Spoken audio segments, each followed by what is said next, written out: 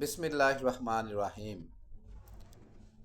আজকে আমি যে বিষয়টা নিয়ে কথা বলতে এসেছি সেটা হলো সার্ভিক্যাল স্পাইন ডিজেনারেটিভ চেঞ্জ।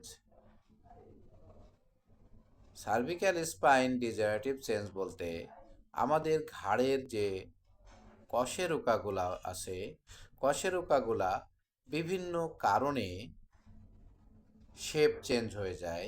কখনো বাহিরের দিকে ফুলে বের হয়ে যায় অস্টিওফাইট, আবার কোনো কোনো জায়গায় ক্ষয় হয়ে যায়। অর্থাৎ পুরা শেপটা চেঞ্জ হয়ে যায়।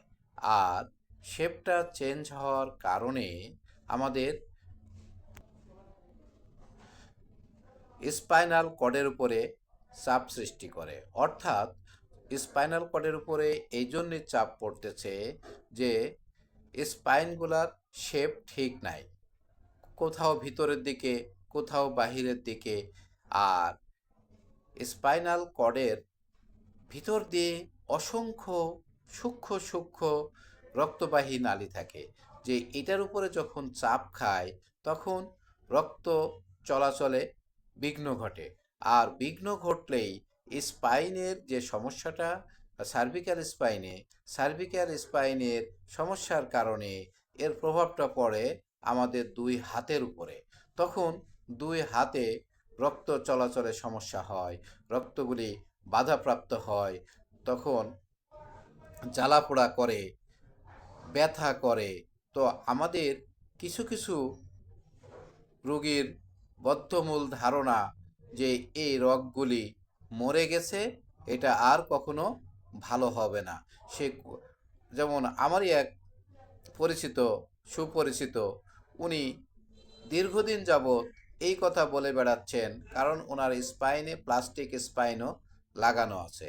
এবং ওনাকে কে বলেছে জানি না যে রোগগুলি মরে গেছে, এটা আর কখনো ভালো হবে না, আপনি যতদিন বাঁচেন এইভাবে জ্বালাপোড়া নিয়ে আপনাকে বেঁচে থাকতে হবে।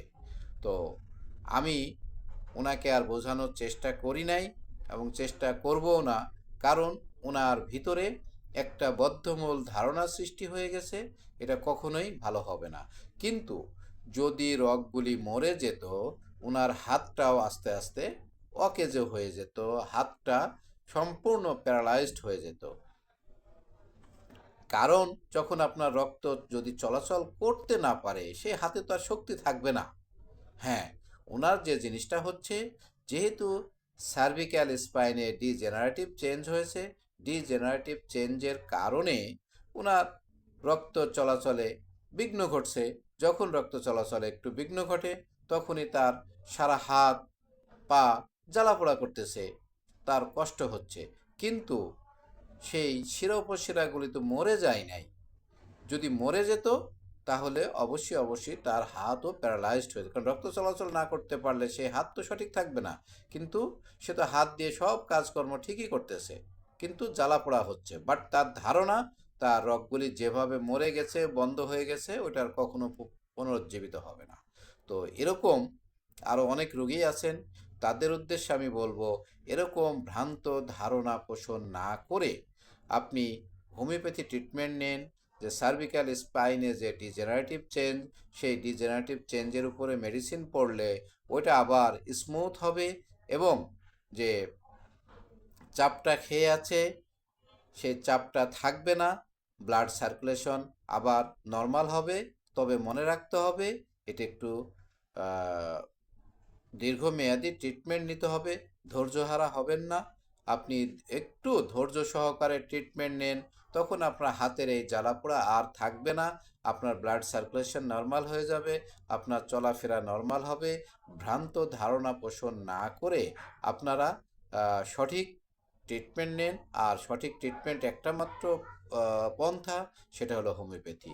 উইদাউট অপারেশন আপনার এই স্পাইনগুলা আবার নর্মাল পজিশনে ফিরে 100% না আসলেও আপনার এমন একটা পর্যায় সৃষ্টি হবে যেখানে যে শেপটা চেঞ্জ হয়ে গেছিলো, শেপটা এবড়ো থেবড়ো হয়ে গেছিলো, ওটা আবার কিছুটা স্মুথ হবে, এবং আপনার ব্লাড সার্কুলেশনটা আবার সতেজ হবে।